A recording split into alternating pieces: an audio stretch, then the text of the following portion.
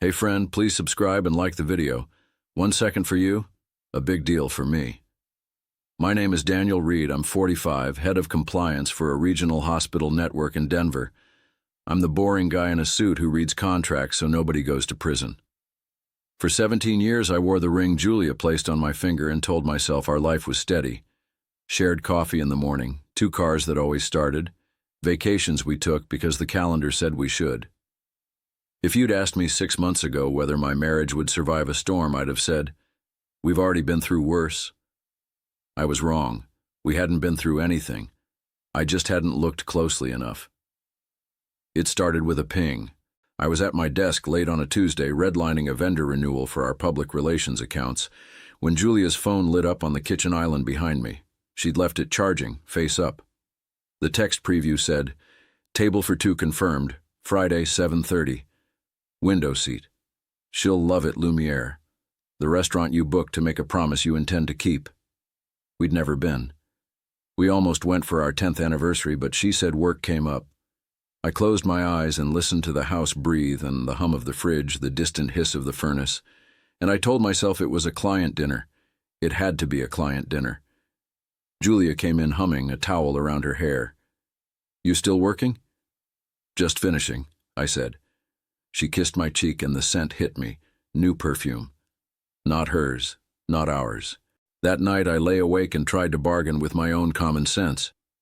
I'm head of compliance. Suspicion is my job, not my life. But there are 2 kinds of truth.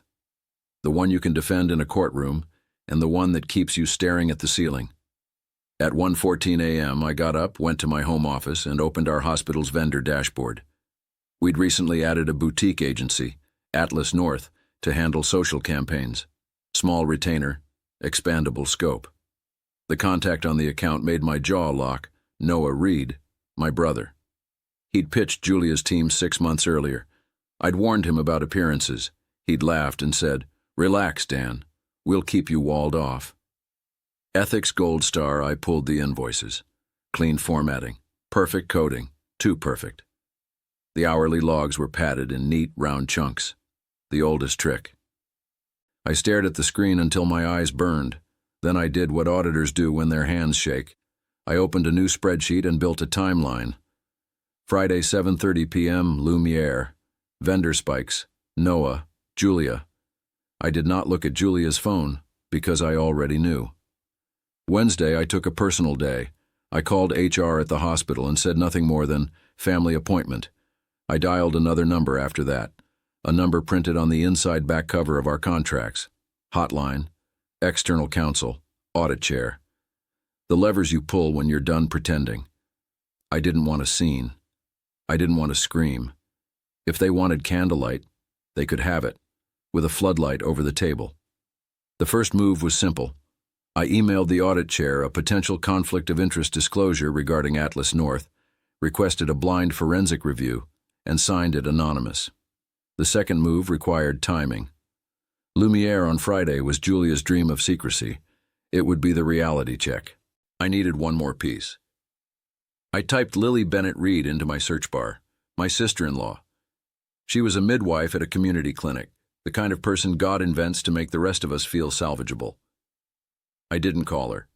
I booked a table for 2 at Lumière under D. Carter at 7:28 p.m., and asked calmly if they could seat me anywhere near the Hamilton Reservation. It wasn't a lie. Lucas Hamilton from surgery often booked there and liked the windows. Restaurants hear what they expect. "Of course, sir," the hostess said. 2 window tables left. "Make it the one beside the couple celebrating," I said. "It's business, but sentimental." People love to help a man who sounds like he's trying. Friday arrived like a verdict. I wore the navy suit Julia always said made me look like I had a plan. At 7:21, I was at the host stand. The room smelled like butter and vows. The lighting did that thing where everyone looks a little better than they deserve. They arrived at 7:32. Julia in a black dress I'd never seen, expensive and meant to be seen. Noah in a charcoal jacket he would never afford on good billing alone. He walked like he'd borrowed a swagger. They didn't see me. The waiter poured their wine. Julia put her hand on my brother's wrist. "It's a small thing, contact. But when you've been married long enough, you can read a fingertip like a confession. An hour into their little world, I stood. I didn't walk to their table. I walked to the corridor by the private rooms and texted Lily. Me. Are you home? Lily. On call. Why? Everything okay? I typed, erased, typed again. Me. I need you to come to Lumière. Please. It's important. I'll be in private room B, I'm sorry. There are texts that detonate quietly like a mine someone buried for your own good. While I waited, I called the maître d' and booked the room. It's a delicate family matter, I said. I would appreciate discretion. The door opened 8 minutes later. Lily stood there in scrubs under a parka, hair pulled into a knot, no makeup, eyes no one ever deserved to meet angry. Daniel? I swallowed. I didn't want you to hear this from anyone else. Is he sick? She asked, and the world dropped to floor because that's where her mind went first. No, I said. He's at dinner. Her face changed but didn't break. With who? I just looked through the thin glass to the window table and let her see. She watched for 5 silent seconds and then did something I didn't expect. She sat down, folded her hands, and said, "Tell me everything before we walk out there." So I did. The padded invoices, the conflict, the reservation, my plan. When I finished, Lily nodded once like a surgeon before a cut. "We do this without blood," she said, "because they already bled us." We stepped out together. I didn't make a speech. I didn't throw a ring. I stopped at the head of their table and said very softly, "Julia." Noah. Their heads snapped up. You can measure character by the first word a liar says when caught. Noah said, "Dan," with a smile taking form in case charm still worked. Julia said, "This isn't a work dinner?" I finished for her. "No, it isn't," I turned to the waiter. "We'll be in the private room beside the corridor. Could you please inform the couple that their spouses would like 5 minutes of their time? After that, they can return to dessert if they still have an appetite." Lily didn't look at them. 5 minutes, she said, and walked. They followed. Inside the room, the door shut with that hush you hear before a verdict. I set my phone on the table and pressed record. "For clarity," I said, "not for drama." Julia sat. Noah stood, then realized sitting would look less guilty and sat too. Lily remained standing, hands on the back of a chair like she needed something solid. I kept my voice level. "You'll each speak once. I'll ask questions. You'll tell the truth. Then we'll leave," no one argued. "Julia," I said, "how long?" She stared at the tablecloth. "Since late spring. Meeting at the Warwick. The conference in Santa Fe. The 3 client dinners last month." Her lips trembled. She nodded. "Noah," I said, "billing through Atlas North. Who asked first?" He closed his eyes. "We both. It just... Who asked first?" His voice was a rasp. "Julia." Lily breathed in sharp, once. I didn't turn my head. "You padded time," I said. 54 billable hours in the week you were in Santa Fe. Your team logged 8 actual. We have your Slack, we have the badge swipes. You used a shell vendor Clearline Media to launder overflow. You put her on the contact list under a generic address so it wouldn't hit a conflict screen. Dirty, but not clever. "It wasn't," Julia began. "It was fraud," I said. "And an undisclosed relationship in a procurement process you influenced. That's a felony in our world and a termination in yours." Noah's gaze slid to Lily and finally broke. "I'm sorry," he whispered. "And if you've ever watched a person discover the weight of the word sorry, you know it's the lightest thing they have." Lily leaned forward like she was examining a stranger's chart. "You made me hold your sister-in-law's baby shower gift last weekend," she said. "You put the box on my lap. Do you remember what was inside? 2 mugs, best aunt and best uncle." Noah shut his eyes again, and his face did the thing faces do when the story they tell themselves collapses. He didn't cry. He ran out of lies. I opened a folder and slid 2 documents onto the table. "Julia," I said calmly, This is a notice of separation and a list of the items I'll be removing from the house Monday morning.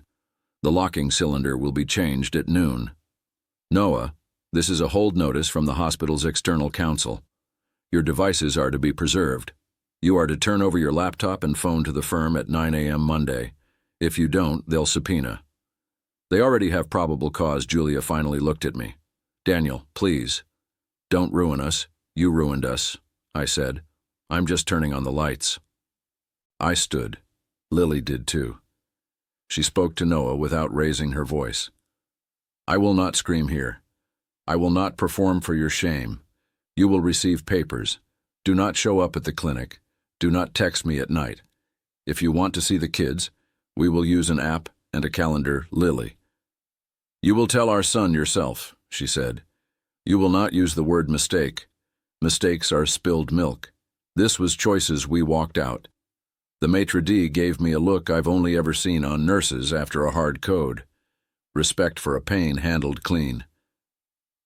In the car, Lily gripped the steering wheel and stared through the windshield for a long time. You have somewhere to go tonight? She asked. Yes. Good, she said. Because your brother is going to learn how empty a bed feels when he made it alone.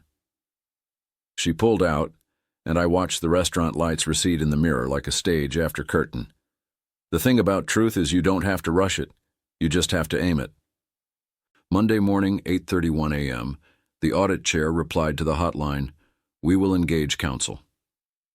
Thank you for the documentation." At 9:06, external counsel emailed me, not as Daniel, the complainant, but as Daniel, head of compliance. We've received an anonymous report involving a vendor you are walled off from. For appearance's sake, we'll brief the CEO without you. Please be available for process questions only. That's how you know professionals are in the room. They protect you even when you don't ask. At 10:12, HR called Julia into a conference room with a window that looks at nothing. At 10:19, she texted me, "They know." "Please, Daniel. Not like this," I didn't reply. I forwarded the text to counsel. By noon, Noah's laptop was in a banker's box. By 3, Atlas North and Clearline were suspended. At 4, the CEO sent an all-hands note about a routine vendor review with the digital equivalent of a straight face. At 5:07 p.m., Julia came home with a cardboard file box and a look that begged for a rehearsal we were not going to stage. "They put me on leave," she said. "Pending investigation." "I know," I said. She set the box down. "I loved you," she said. And I believe she did a long time ago in a simpler tense. "I loved you," I said back, and tense was the only honesty we had left. That night I moved into a short-term rental with a mattress, a lamp, and the kind of silence that either breaks a man or teaches him how to hear himself. On Wednesday, my mother called. "Your brother says you're trying to destroy him," she said, pain doing its old dance in her voice. "I'm not," I said. "He's already done it. I'm making sure he doesn't take the hospital with him." There was a long pause. "When you boys were little," she said, "Noah once took your red truck and snapped it in half. Do you remember?" "I do." "You didn't cry," she said. "You just put both halves on the shelf like you were teaching them a lesson." I could hear the smile that wasn't a smile. "Maybe I was," I said. The investigation moved like winter, slowly, then all at once. The forensic team found the padding, the shell invoices, the slack jokes that aren't jokes in court. They found the hotel receipts in Santa Fe, time-stamped against client hours.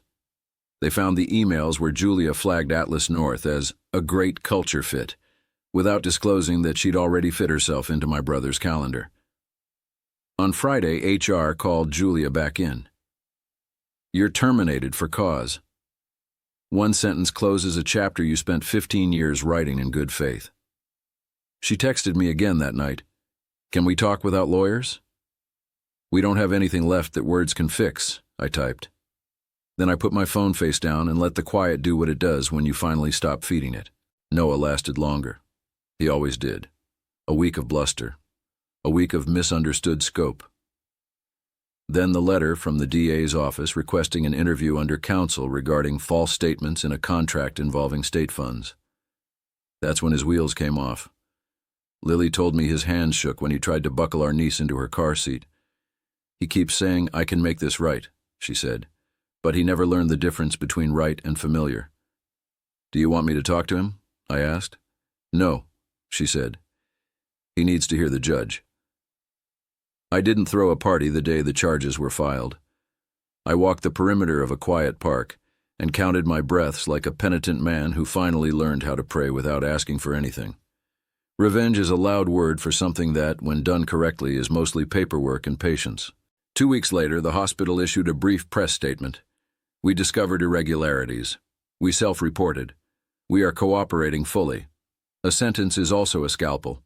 At home, there were boxes, ring in a dish, photos in a drawer, the museum of a life that had seemed intact until you looked behind the frame. One night I woke at 3:11 a.m. because grief keeps that schedule. I made tea and sat on the floor against the wall. On the other side of that wall, in another apartment, a couple laughed in the tired way people laugh when they know the joke isn't working, but they're grateful for the noise.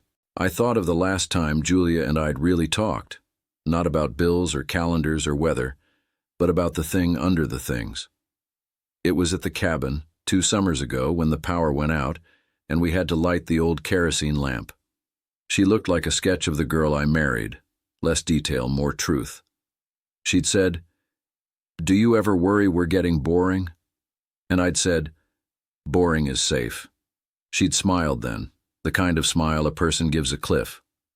I sipped my tea and said out loud to no one, "Boring was faithfulness." We forgot trials aren't like television. They're scheduling and continuances and chairs nobody designed for mercy. Noah took a deal. 2 felony counts, suspended sentence with a chunk of it incarcerated, restitution schedule that will haunt his checking account until his hair is gray.